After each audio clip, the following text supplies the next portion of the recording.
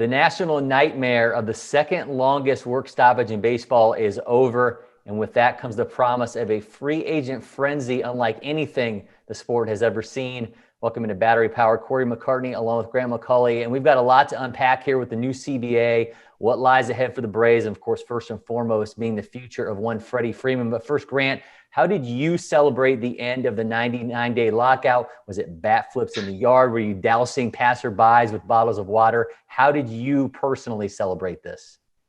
I don't know if I was really celebrating as much as I was just breathing a sigh of relief, but I didn't want to do anything too physically exerting because the last thing I want to do after waiting nearly 100 days for this thing to be over is to hurt myself and delay the start of my portion of the season. So I think it was really just relief, and I think that's what a lot of people were feeling. It was a chance to finally see that frustration be set aside. There is a deal. Is it perfect for all sides? Well, if you ask them, probably not. Is it progress? I think in some areas it is, and there's obviously room for more of that. But really the thing that you wanted and that you alluded to is you don't have to wake up every day and wonder, is there going to be baseball in 2022? We have that answer. It's the answer we wanted. It might look a little bit different. It might be starting a little bit later, but baseball is indeed back. Yeah, I mean, certainly we all, anticipate right after the Super Bowl, pitchers and catchers reporting the start of spring training. But I think, it's easy sometimes to just let that fall in the background. But once you start talking about losing regular season games and delaying that, I think that's where people kind of start to pick sides or start to get, really frustrated beyond, people from the outside looking in at the whole proceeding. So certainly a lot of relief, as you mentioned yesterday. The new CBA, which is for 5 years, so we can't get too comfortable here. Baseball fans got the players a lot of what they wanted, which was more money for younger players. There's a higher minimum salary, the pre-arb pool, which didn't even exist before, the potential end of draft pick compensation for free agents, a higher luxury tax threshold, a draft lottery to potentially curb tanking. The league got the expanded postseason that they want. They were able to keep the framework of club control for players, at least an initial agreement on a long sought after international draft. And that depends on whether the agreement can be worked out by July 25th. We're going to see a universal DH now, patches on uniforms. Granted, negotiations, everyone always wants to talk about winners and losers. Was there a clear winner here for you? No, I don't know if there was a clear winner. I think both sides won, and it really the side that wins the most here is the fans because the labor stoppage is over. And I think that was something that both sides needed to be very cognizant of because we're not talking about 1994, 1995 when people had to read the paper to figure out what was going on with the baseball strike at that time. This is completely different. And I think that, having the instantaneous flow of information and also opinion that can go in the direction of one or both of these parties probably served as some kind of motivator to recognize that there's a certain amount of goodwill that you can only expend so much of that before you really start to do some serious damage to the sport. I'd like to think that played at least some part in getting this deal done, the urgency of it, particularly with the players' vote, because the team representatives opted to vote to play the season despite the fact that executive panel voted against the deal. So I'm not surprised to see the owners, decide to go 30-0 in terms of their vote, but it was a little bit interesting seeing the way the players did. So there was a little bit of a divide there at the end, but there were some, I think, wins for the players. Certainly there were things that the owners have had in place that they were able to maintain all or most of, but this was going to be, I think, gaining an inch, a little bit of a war of attrition. If you were the players trying to make wholesale changes to things, I think you can plant a flag of victory on some fronts, but it leaves room for the next CBA, which thankfully is something we don't have to talk about for 5 years. But this international draft story will be something interesting to follow, particularly if it means the end of qualifying offers and draft pick compensation and some of the things that it was tied to at the time. So there is a lot to unpack, but I do want to circle in or really key in on the most important things I think fans care about, which is what are the games going to look like? When are they going to happen? They had to push the regular season back a week. They're going to have to alter the spring training schedule just a bit, but you are going to see 162 games. I think that was important. And I think that's something that both sides should feel a win, and the fans should also feel a win in that regard. The expanded playoffs, we're going to see that 3-game series rather than 1-game wild cards. I don't really mind that personally.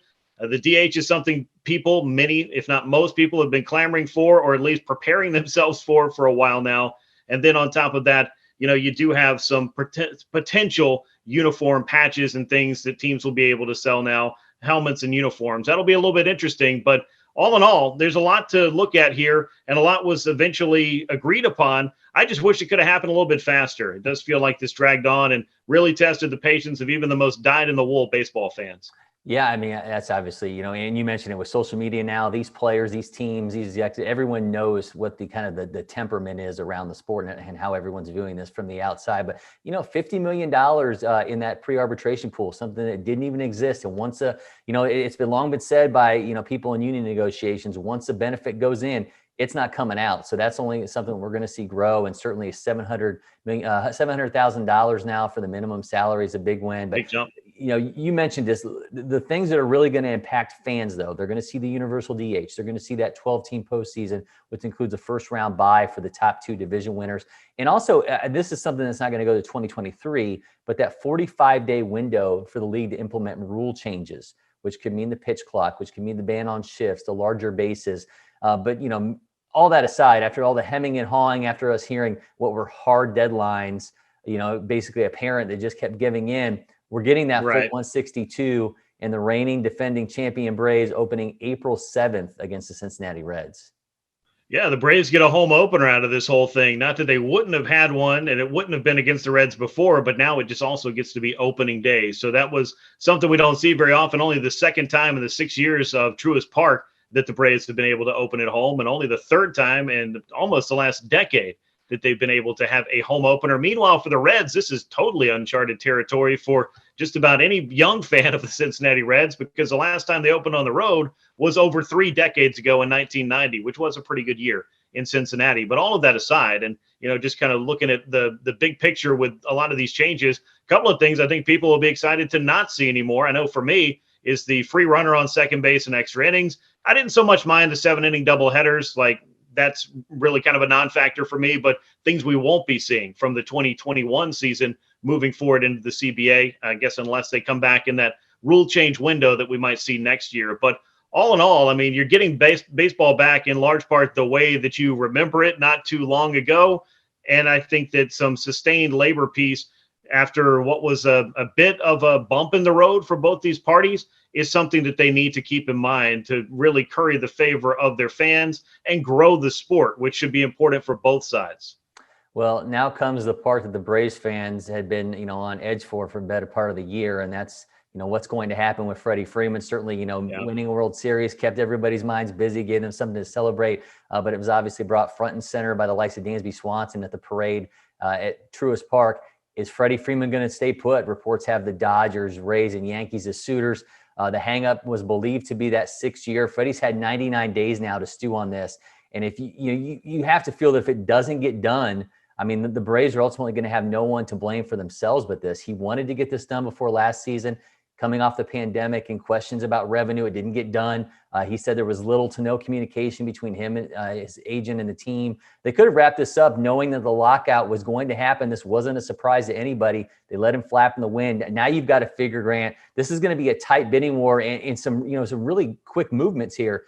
If he's going to end up, with the Braves or with some teams that have some pretty deep pockets.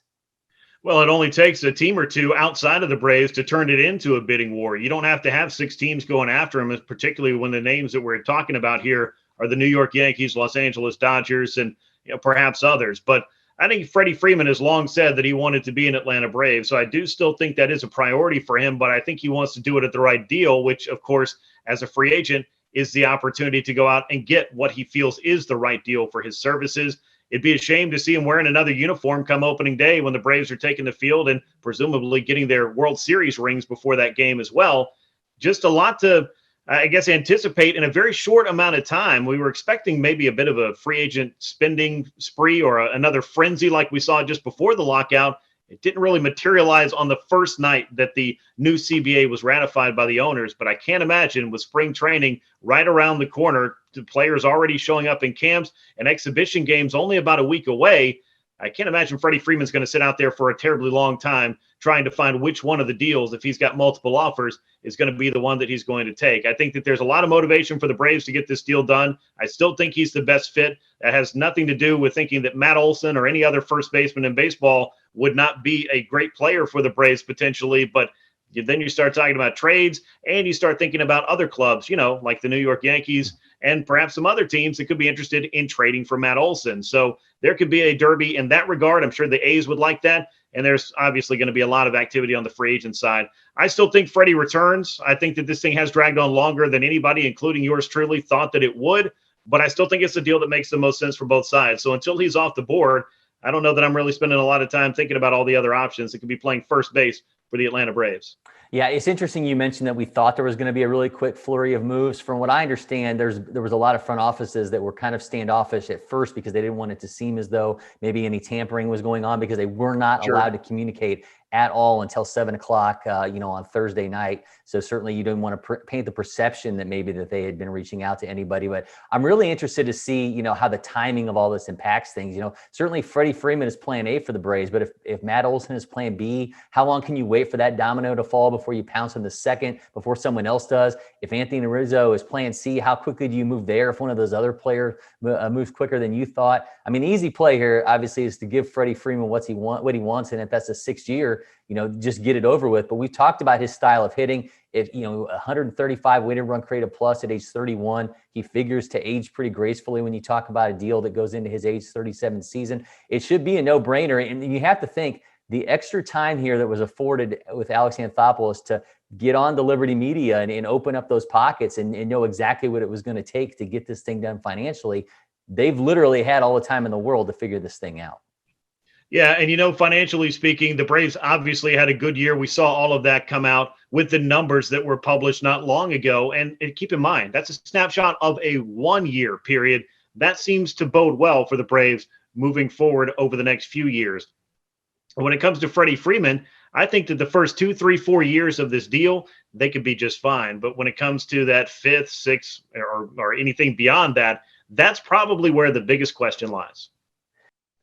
The first base with the preference of keeping Freddie Freeman is at the top of the list, but the Braves also figure to be players in the starting pitching market. A report came out via John Morosi that they were in discussions with Justin Verlander before he opted to stay with the Astros. What's so interesting there is the market level you're talking about the Braves being in. Think of a short-term deal here. You could make Clayton Kershaw, Carlos Rodon. Of course, both those guys have injury concerns, but I'd thrown in the names of like Danny Duffy and Michael Pineda before, but there are plenty of internal options when you think about guys like Kyle Wright, Kyle Muller, Tuki Toussaint, Huascar Ynoa. But the belief that the Braves are seeking a high-level starter along with keeping Freddie Freeman, I mean, it could be a really interesting turn to see how they approach this. Yeah, I think it's a very exciting thing, and I do think that the Braves could use one more proven starter. I feel like I sit here every single year talking about this, and I know Charlie Morton, all the prognosis on him seems to be good, that he'll be ready to roll when the Braves are, but I do feel that one more proven starter to put in along with Max Fried and Ian Anderson and the return of Charlie Morton would make me feel a little bit more comfortable about what the Braves rotation is doing and thereby set up their bullpen perhaps to just be in a place where it doesn't have to do quite what it did in the postseason, where it was pitched to almost, I would say, the brink of exhaustion. You'd have to imagine how much further could the Braves have gone pushing that night shift primarily into that much work. It all kind of builds together. When you have a stronger rotation, clearly you're able to do more things for longer and deal with your bullpen a little bit later. So I think from a workload standpoint, another starter makes a ton of sense, whether it's a guy with some injury history or a guy with a tremendous pedigree. I mean, obviously Justin Verlander late in his career still figures to be a pretty prime starting pitcher, but he's already made his decision, and it was quite a lucrative one to go back to Houston. But Clayton Kershaw is still out there. Several other, I think, what I would refer to as top starters are out there. Whether or not they be the staff ace, that's a great question. We can debate about that on future episodes of Battery Power, but I think a starter would go a long way towards helping the Braves really solidify their overall pitching staff.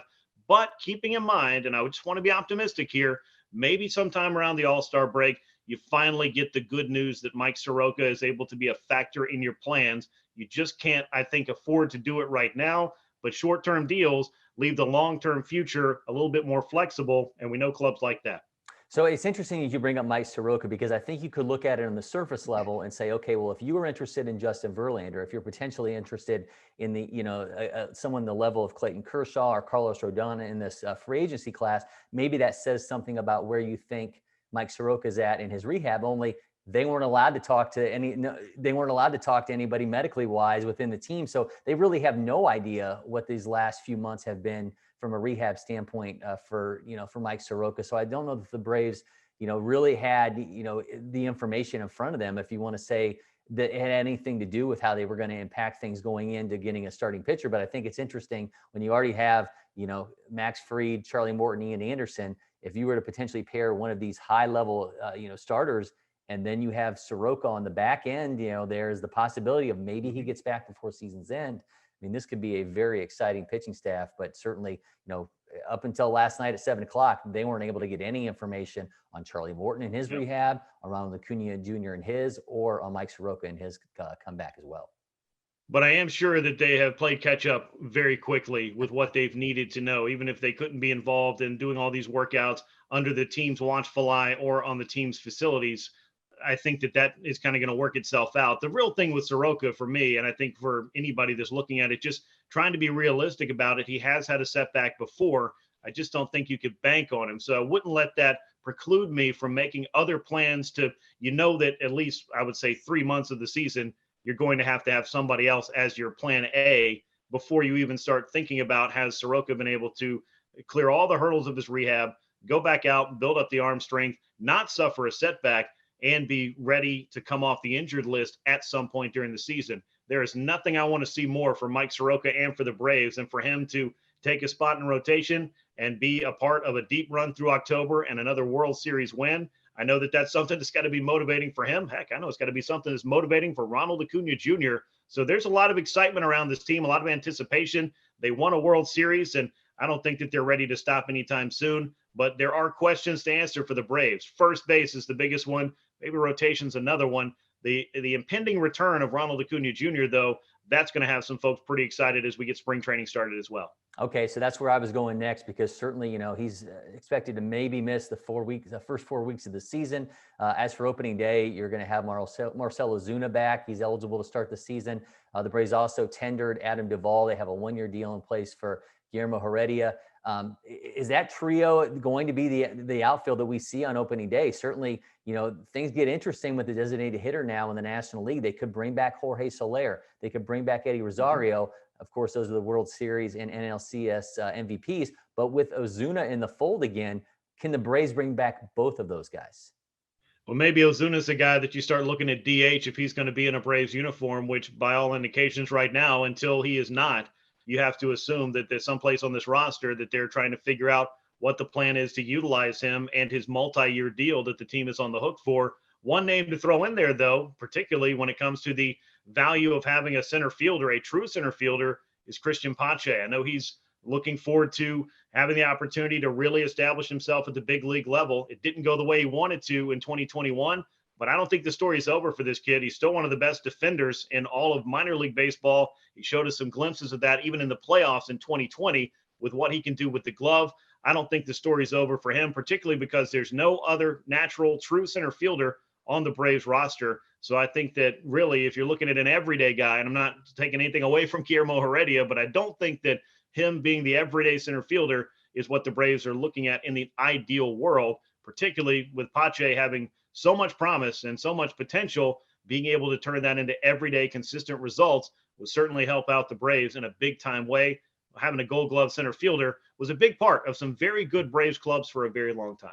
Yeah, I mean, obviously Adam Duvall can play center. Maybe you're able to utilize the DH and give him some days off and allow Heredia, to slide to that spot. This is obviously all contingent until, Ronald Acuna Jr. gets back. But again, you don't want Acuna playing in center field every day. We've had many conversations about where he is, so much more, well suited to be playing a corner spot, and especially coming off of an injury like he has. I don't think you want to put that extra stress on those knees anyway. But certainly going to be a lot to see unfold here as we talk about how this outfield sorts itself out. The Braves were already active, though, in addressing the bullpen. They signed Kirby Yates, although he's coming off of Tommy John surgery, making him kind of a wait-and-see acquisition. They got Jay Jackson from the Giants. But knowing the foundation of the night shift is there, there's not as much of a concern with the bullpen. The same with the bench. I mean, you've got Heredia, you've got Orlando Arcia, you've got Manny Pena already in place. The DH is going to make this group interesting to see how they're put together. But that's all background here for the moment, because baseball's back, Grant. The Braves begin the defense of that championship on April 7th against the Reds. And now the biggest question, certainly that's been there for a while for Braves country, does Freddie Freeman return? Yeah, that's the question we all want the answer to, Corey. I still think that this is the fit that makes the most sense. I've already said it once in this video, but I'll reiterate that. I think Freddie Freeman with the Atlanta Braves is the fit for both of these parties. I hope this deal gets done, and I hope it gets done sooner than later. Well, no matter what happens, we've got you covered. So make sure you get to the Battery Power YouTube channel, subscribe, turn on notifications so you get an alert each and every time that we drop a new episode. Thanks for watching. I'm Cory McCartney. He's Grant McAuley, and we'll see you in next time, Braves Country.